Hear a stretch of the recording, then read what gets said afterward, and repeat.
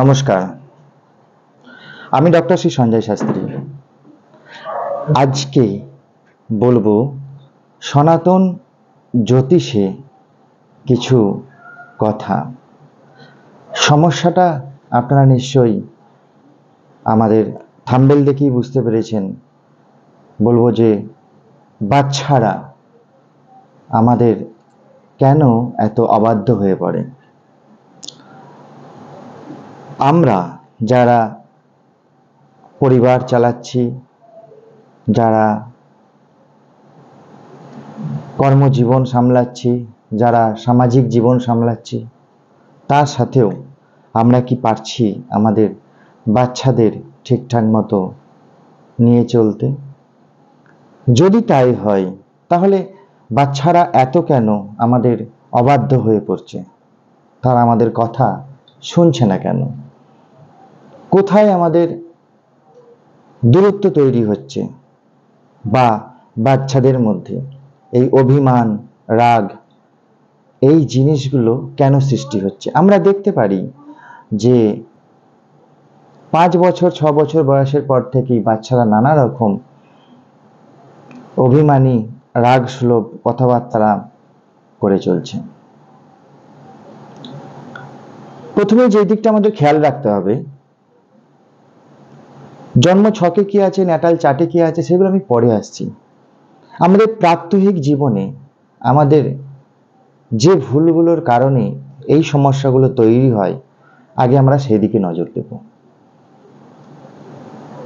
আমরা অনেক সময় কি করি, বাচ্চারা যখন কোনো জিনিসে কিছু কিউরিসিটি করে, কিছু জিনিস জানার চেষ্টা করে, তখন আমরা তাদেরকে সঠিক মতো টাইম দিয়ে উঠতে পারছি না। বা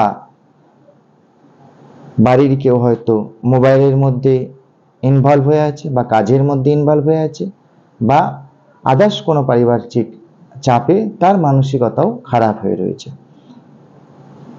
তখন কি করে, বাচ্চারা মনের মধ্যে কোনো জিনিস, তার ওই কিউরিসিটিটা নিজের মতো করে সাজিয়ে একটা ঘটনা তৈরি করে, বা তাদের মতো করে তারা বোঝার চেষ্টা করে। সেই বোঝাটা ভুল বা ঠিক আমরা কিন্তু জানার চেষ্টা করি না। যদি আমরা সেই ঘটনাটা তাকে বলতাম যে হ্যাঁ, এটা এই কারণে হয়, ওটা ওই কারণে হয়, তাহলে সে কিন্তু সঠিকটা জানতো। নাম্বার 1 গেল। নাম্বার 2, আমরা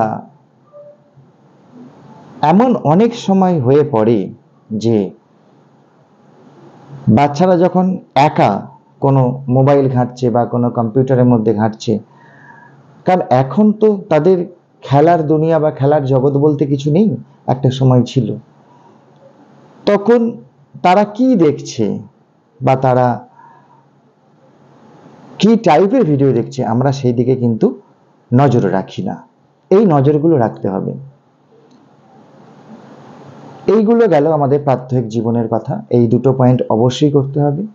আর একটা আমাদের বৈদিক সংস্কৃতি অনুযায়ী আমাদের যেগুলো কথা, আমাদের এটা বাচ্চাদেরকে বোঝাতে হবে, পরিবারের সকলকে যেন তারা সঠিকভাবে সম্মানটা করে। বাড়িতে যখন ছোটখাটো কোনো পুজো হচ্ছে, বা বাড়িতে যখন কোনো আউটসাইড লোক আসা যাওয়া করছে, যাদেরকে আমরা অতিথি বলি, তাদের সঙ্গে বাচ্চাদের মিশতে দিতে হবে। তাহলে কি হবে, ওদের মাইন্ডটা অনেক বড় হবে, অনেকটা স্প্রেড করবে মাইন্ডটা। সবাইকার প্রত্যেক জনার এক এক রকমের চলন ভঙ্গি আছে, কথা বলার ভঙ্গি আছে, সেগুলো ওদের মাথায় ডাউনলোডেড হবে। এবং প্রত্যেককে প্রণাম করা বড়দের, এবং বড়রা যে কথাগুলোকে বলছে, সেই কথাগুলো তারা যদি বুঝতে না পারে, সঙ্গে সঙ্গে তাদের পাশে থেকে তাদেরকে বুঝিয়ে দেওয়া।